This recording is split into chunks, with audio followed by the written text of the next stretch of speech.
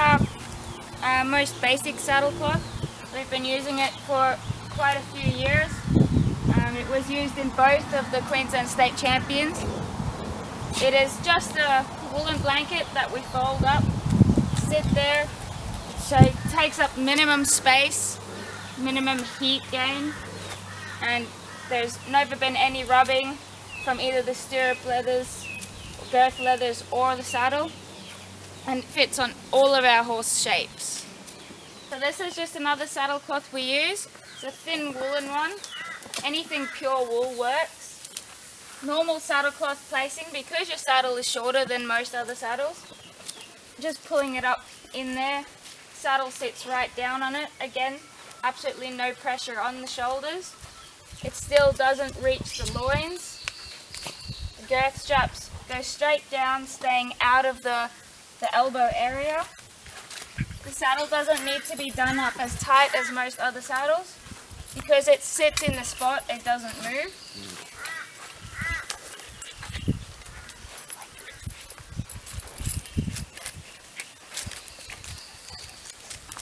They can lift up a little bit at the back.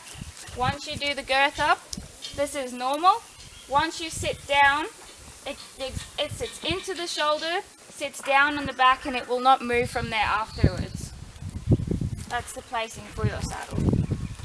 Simmer?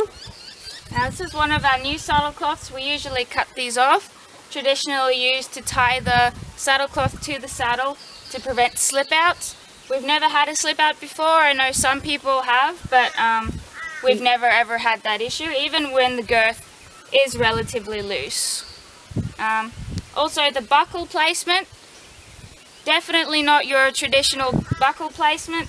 Not up here, that causes rubbing and friction, and it will chip the paint off your saddle if the buckle is on the paint. Through the bottom, around through the stirrup, buckle inside to the horse, right down near the stirrup, doesn't touch your horse, doesn't touch you, no rubbing. But no. Tape them.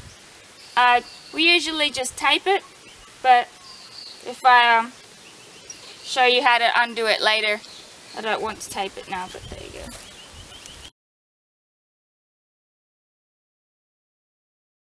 Mamara? Good boy. Good boy.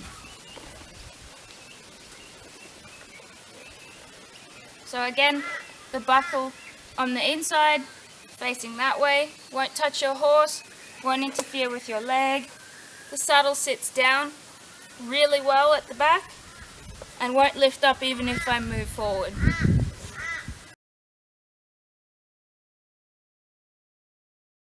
Okay.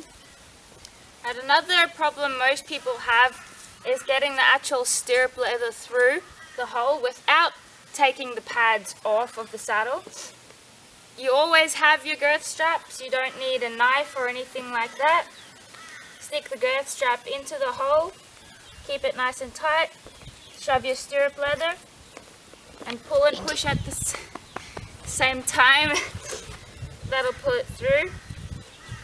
I can do it again. So just take your girth strap, put your girth strap in there, nice and tight, and then just push on your stirrup leather. It'll pop straight out. Pull it through. Oh, there you go. Then Indy, really? Then you put it through your stirrup, and then buckle it up. Do it up. And then we will tape it here and here. Keeps the buckle in the good spot, that side.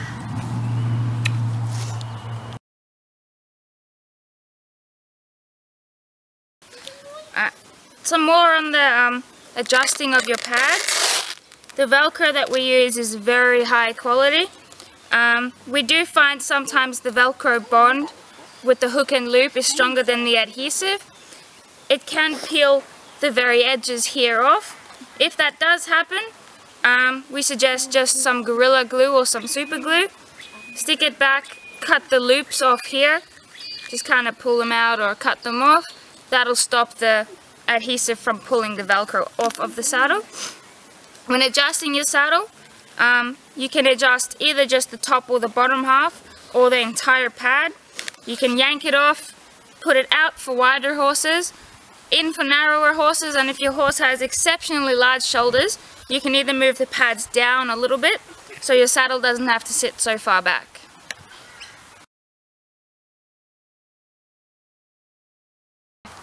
These are actually $3 tights I bought off eBay. They are a cotton neoprene mix. There's absolutely nothing to them, as you can see. If I pull, they're kind of see-through. They've still got the seam in the middle. Definitely not riding tights, but never had an issue with them ever.